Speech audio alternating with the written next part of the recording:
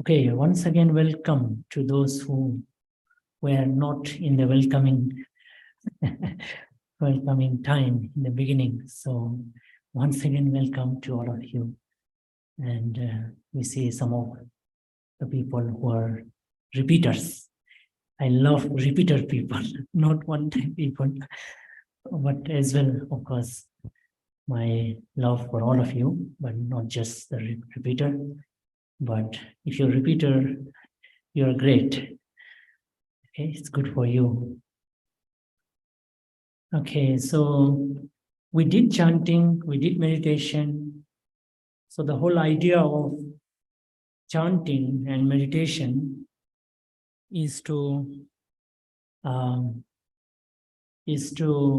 settle down our mind, not necessarily concentrated, because a lot of time you hear that you need to be concentrated in meditation. You need to be concentrated in meditation.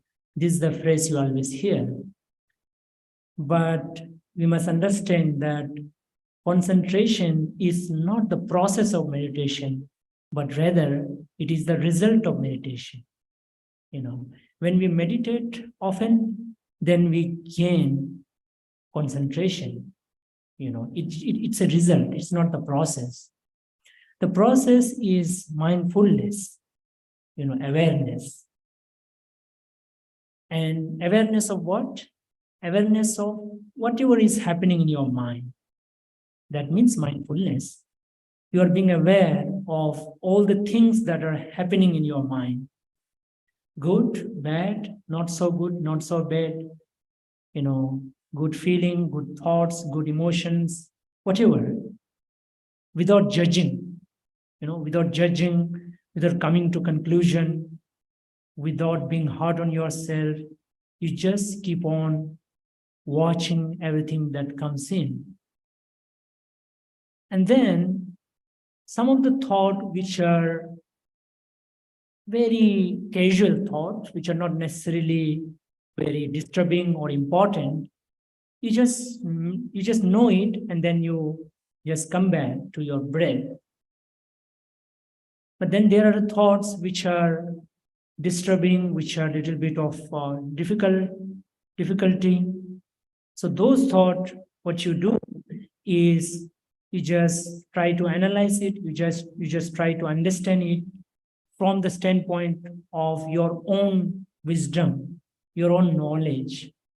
You must surely have a lot of knowledge and wisdom that you might have carried out since your childhood, right? So you use those words of wisdom, those understanding that you already have, to sort of deal with the thought, to sort of deal with that emotion, to sort of analyze those thoughts and emotions that comes in, right? So you're basically dealing directly with yourself in the form of thoughts, emotion, feelings, and all the other intentions, all the other motivating, driving forces within our mind.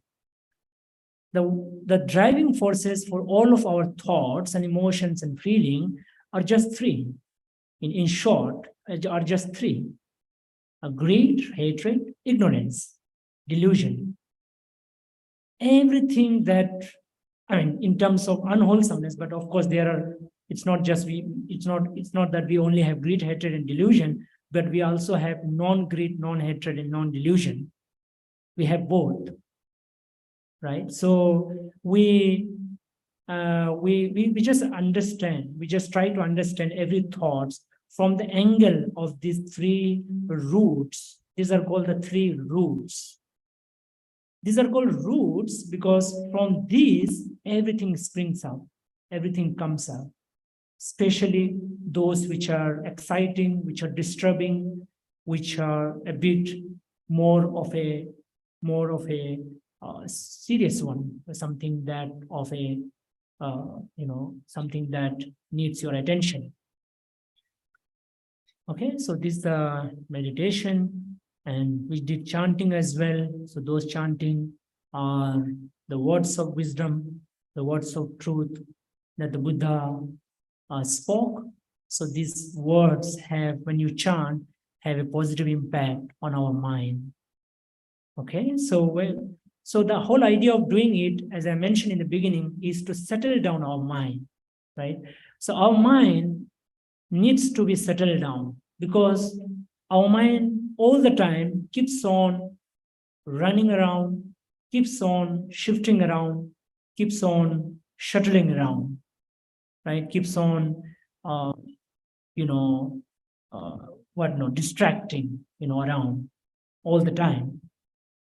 So our mind needs to be rested, and our body needs to be around, running around, right?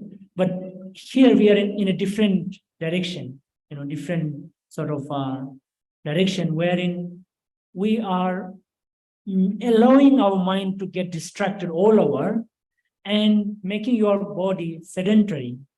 Your body is just sitting on a chair, on a sofa, and your mind is just all over the place. So do more exercise, move your body around, and settle down your mind. Just do the opposite. Because we love to get distracted, but then we don't love to move our body around. Just move your body around, just do exercise, just do running, just do walking, yoga, do everything, and make your mind settle. This is the whole idea. So now that our mind is sufficiently settled, it's the right time for us to hear a few words from the Buddha, so that it goes inside our mind, right? So for the words of wisdom to sip in our heart, our mind should be sufficiently settled. So I hope all of your mind are sufficiently settled. Okay, so I give this short talk from the Dhammapada. So there is this sloka, Charanche nadigachaya seyang sadi samattano ekang chariyang dalhang kaira nathi bale sahayata. Okay, so this is the words the Buddha spoke. So he say the meaning is, if for company you meet a better or equal one, then you should pursue, or else it is better to be alone. There is no companionship with the foolish. Okay, so what Buddha is saying is that if you get a person who is equal to you or better than you, then you can live with that person, you can have the association. But if the person is lower than you, then you should not have companionship. Now here, equal and better and lower means the person's say mind or behavior, or his quality of life, his behavior, his character, his shila, his values, his thinking, right? It is all about that.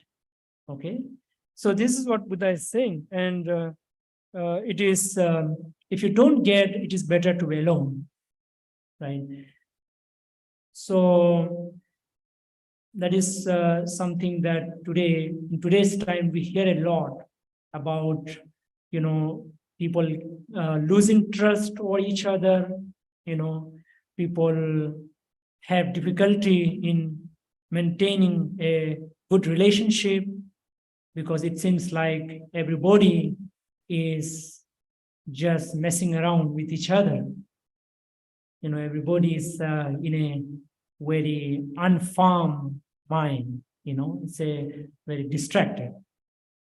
So this is the situation because people are not paying attention to the mind. And when you don't pay attention to the mind, you lose everything. You lose control over your emotion. You lose control over your thought. You lose control over your speech. You lose control over your action. Everything starts dwindling down. Everything starts falling down.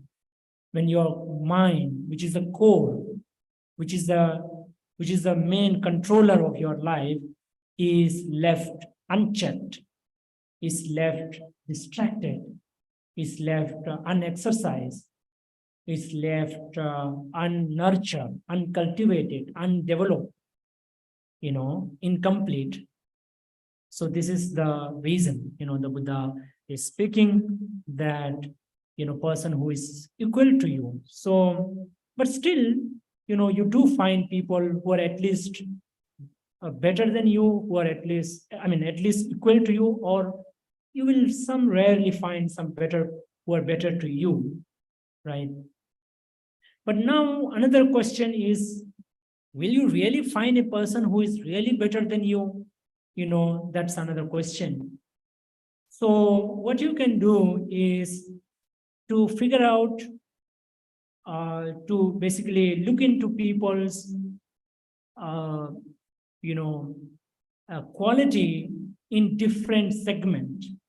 Some person may be good in this segment, some person may be good in that segment, right? Some person may be good professionally, some person may be good, in terms of speech, some person in terms of ethics. So you just follow, try to follow that and tap in those qualities within yourself. You just associate with that person for that particular need. That could be one of the way of looking at it, into it, because you will not find, perfection in everyone. Of course, the moral values of an individual should be the topmost list in the list. That should be the topmost.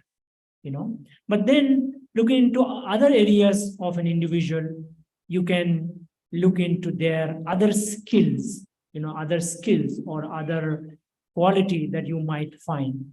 But in any case, one should be quite careful about your interaction, your relationship, your association with every individual, and especially what kind of relationship that you share with an individual, in the sense of the particular segment, the particular transaction. That is something important. Okay, so this is a very why the Buddha spoke this particular sloka is interesting. So behind every sloka there is a story. So then now it is a story time. Okay, so sometimes story makes things much clearer. Okay. Okay, so there was this monk, a very senior monk, whose name was Venerable Kassapa. His name was Kassapa. So he comes from a very wealthy landlord family, and he became a monk, and he was one of the most senior monk with special ability or special expertise in the forest tradition. So among the monks, we have this forest tradition monk. It is optional for a monk to be a forest tradition. It is not mandatory. So in that forest tradition, they stay mostly around the forest, in the forest or around the forest. They don't, stay in the village or cities. So he was foremost in that particular field. And he was the third in terms of seniority. The first being Sariputta and Moggallana, these two chief disciples, and he was the third. So since he was a forest tradition kind of monk, a forest dweller, so he had little disciple, because nobody wants to be in the forest, right? Nobody wants to be inside the forest or around the forest. Everybody wants to be in the village or cities. So he had only two disciples, two novices under him, two young monk, and they were not fully monk, they were just novice monk. So we have, before you actually become a fully monk, you have to be novice monk, for some time. Your teacher will observe you whether you are suitable for monkhood or not, right? So this monk, these two monks, one was great, he was good, he was very obedient, he was ardent, he was practicing, he was learning everything, following the rules, meditating, doing his tasks, duties. But another one was just the opposite. He was just messing around. He won't do his duty properly. He was lazy. He would not meditate. He would just chit chat, or he would just be idle. And so once he just went to the village, and he lied to the devotees, to the people who offered food to this monk, these three monks. He lied to the devotees, saying, "Our teacher is sick, so we need to prepare a very sumptuous, special food for our teacher." Okay, so he lied about it, and they all thought he must be true, saying he must be telling truth. So they all prepared a nice food. So he took the food, ate it, and just went to the that small hut. It was not exactly like a small monastery. And then he just slept. And then later, that senior monk came to know about it, and he just sort of reprimanded him, saying, "How could you do that? It is wrong. It is so blamable, unworthy of a novice monk. So you must have not done it. You have done some foolish thing." Then that angered him, that irritated him.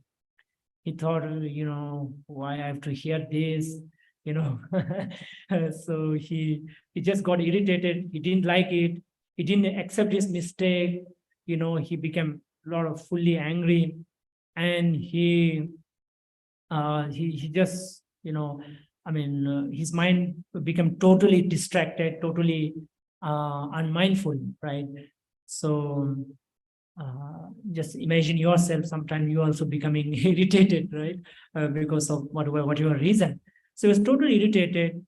And then he, next day, when the time for food came, when it was time for going for food, so usually the forest monk, they have a bowl in their hand, and then they go to the village to collect food from the houses. They don't cook.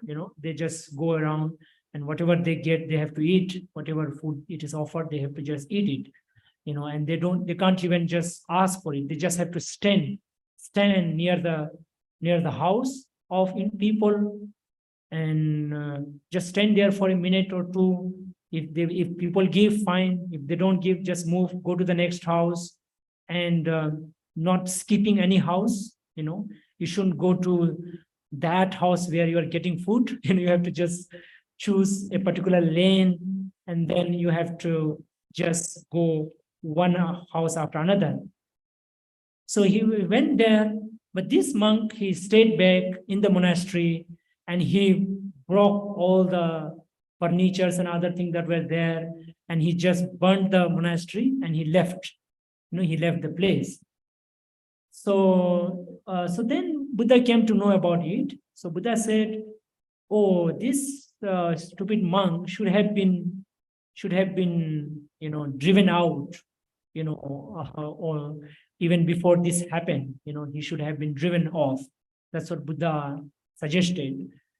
So after this incident, Buddha spoke this particular gatha, which is that if people are nasty, if people are so illogical, or so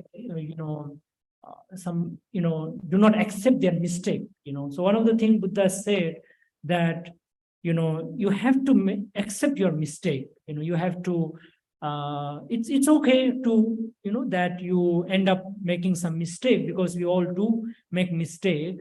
But then we should be accepting our mistake. We should be acknowledging our mistake, you know. And Buddha said, if you really acknowledge our mistake, then Buddha said, you are wise. At that moment you are wise.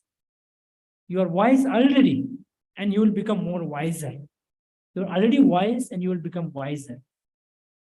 So Buddha is not expecting perfectionist from us, from everyone, but he's just saying that, okay, you do make mistake, but just accept it, accept on your own, just accept your mistake on your own. And if you can't, if somebody points out a mistake, just accept it, just realize, just acknowledge it, so this is what Buddha said. So clearly in this story, that monk did not accept his mistake, because when he did this mistake, his teacher reprimanded him, advised him that what he was doing was wrong, but he didn't accept it, right? So he ended up making bigger mistakes.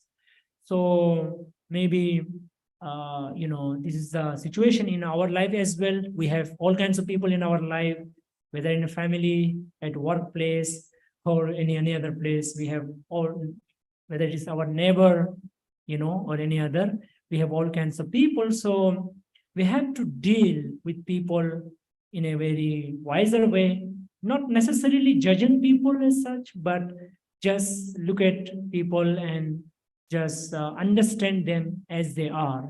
Don't put your own opinion, but something that they really are. If they are really good, just appreciate it. Just just bring that to their notice and just appreciate them. But if it is something wrong, then you must really you must maybe point that out. Or if they don't they don't reprove themselves, they don't mend their behavior, it's better to ignore. It's better to stay away from such kind of people. So in other place, Buddha said that association is going to just decide your future, decide your individuality, right? Your life. Your association is going to decide your life. That much of effect the association has on your life. It has a huge impact. It is something that you cannot overlook. It is such a huge thing. So choose your association wisely, so that you have a wiser life, a wiser mind, and a better future. Okay. So with this, I conclude our Sunday talk, Sunday evening talk. So this Sunday evening talk, as I mentioned, is a every Sunday thing. So please do come, do attend every single Sunday. If not every single Sunday, some of the Sundays. It's good. It's to rejuvenate, recharge your mind, so that you can have a positive mind. With that, you can start your weekdays, your working days. So this is something that will be very much helpful to all of you. Okay, so we conclude here. So we conclude here with the prayer for world peace. Sukhi bhave ane dukha aham nicham aham kriya hita cha me sukhi hunto maja averino imam hega maketam he Sukhe sada tato paranchara jeso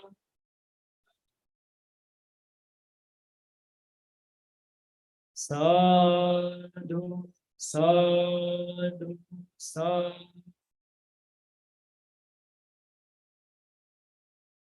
Thank you all of you for coming and attending. and we'll see you next Sunday. And if you have any question to ask, you may come and ask individually. Okay, see you.